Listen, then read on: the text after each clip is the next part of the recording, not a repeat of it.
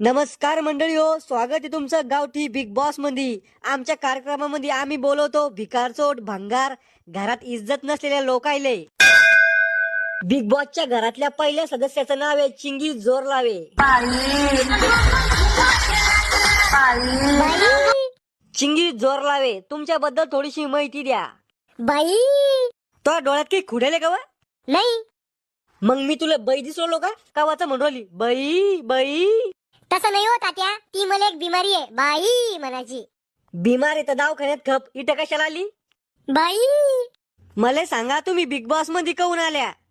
तात्या, मला भांडण करायची लय आदत आहे. मी कोणा संग बी भांडण करा जाय, घरच्याशी बैलच्याशी, जे दिसन त्याच्या गळ्यात पडा जाय. मग मला एका जणांनी सांगितलं तू बिग बॉस मध्ये जाय, तिथं भांडण करायचे पैसे भेटते, म्हणून मी इथं आले.